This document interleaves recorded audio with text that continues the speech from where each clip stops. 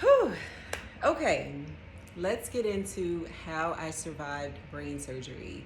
The story, how I found out about it, how I found out I had a brain tumor, the decision process that came with having surgery, what recovery looked like. Let's just talk about all of it.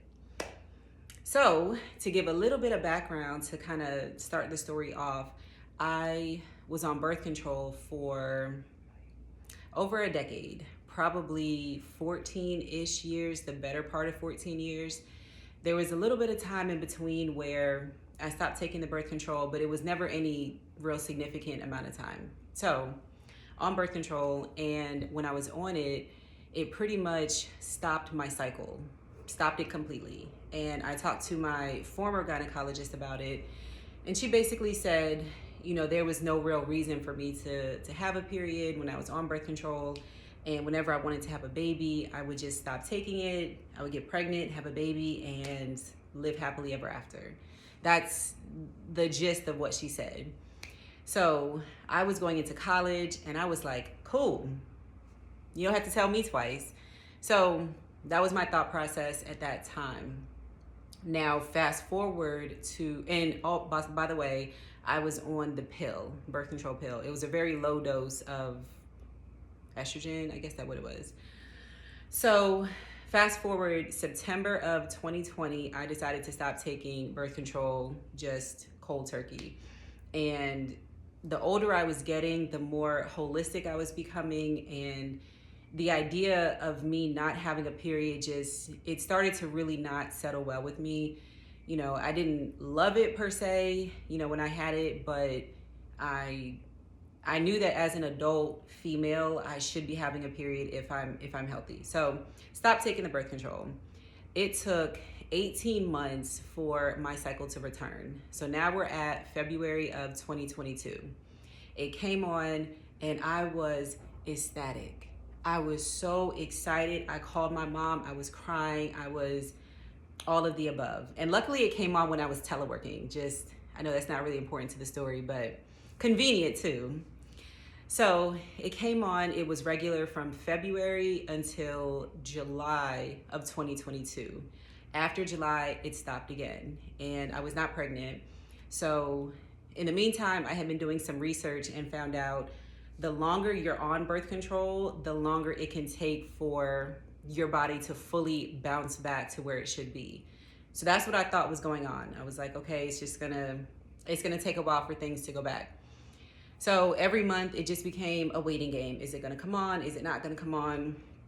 All of that. And I had reached out to my current gynecologist, a different woman, and gave her an update, and she pretty much said the same thing. These things can take a while. So the rest of 2022, I was just kind of waiting for it. It didn't come. Now we're at the top of 2023, and I'm starting to get more and more worried. I'm like, there has to be an explanation as to why this is happening or why my period is not here. So I had my normal pap smear in March of 2023. I go in, explain to my gynecologist, still don't have a cycle, talking to her. And she said, we need to do some blood work and test your hormones. And I said, okay. And I was thinking it was very much routine blood work. But it came back showing my prolactin was very elevated. And she explained for a woman my age, keep in mind at the time I was 33. So for a woman my age, it should only really be high if I was pregnant or nursing, which I wasn't. So she looked at me with a straight face. I remember this like it was yesterday, and said, I'm pretty sure you have a brain tumor. You can imagine my reaction. My mind just went blank, my face went blank. And when I was able to say something, I was just like, that's not true. It was like I was trying to explain to her, this doctor, like, I don't have why on earth would I have a brain tumor? Like, we're talking about my reproductive system and some issues with that. And you sit here and scare me. I'm trying not to curse with this, but you sit here and scare me and tell me that I have a brain tumor. So she went on to say that she suspected it was in my pituitary gland, and I would need to get an MRI to to fully confirm her suspicions. Now, when she said that, I was by no means an expert in the pituitary gland. I'm still not an expert, although I'm much more knowledgeable. But I did know that it's the hormone center of the body, hormone production, hormone regulation. It's the master gland of the body. So I knew as soon as those words came out of her mouth, that was the issue. In my gut, in my soul, in my heart, I knew I had a tumor in my pituitary gland. So she ordered an MRI. I went and got it, came back to her for the follow-up, and right there in black and white was the tumor. This condition is known as prolactinoma or a pituitary adenoma. For my case specifically, it was a secreting tumor, which means the tumor was causing my pituitary gland to secrete excess levels of prolactin, and that was causing all of the hormone imbalance in my system, which was causing me to not have a period. So she says, yes, you do have this condition, and at that point I would need to see specialists because that's out of her realm. But she did tell me that there were two primary treatment options for this condition.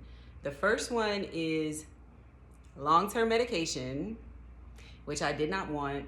The second option was surgery. Now, when she said surgery, my mind went to what I'm sure most of you are thinking, which is a craniotomy, which is a procedure where they remove a portion of your skull to access the brain. And it's kind of called creating a window to the brain. So, and I'm thinking of all of this in the office when she's telling me about it. Like my mind is already going. I know the pituitary gland is in the front of your head. It's like kind of through your eyes. And, I'm just imagining that they are going to take my forehead or a piece of my forehead off. And I knew for some brain surgeries, they actually wake you up during the operation. So now I'm picturing, not only are they going to take a piece of my face off, but I'm going to be awake and looking at them as they're doing this. So I freaked out, and I was just like, I don't want to get on the medication, but I don't want to go through this surgery. So what do I do? We're going to stop it right there and tune in again for the next part of the story.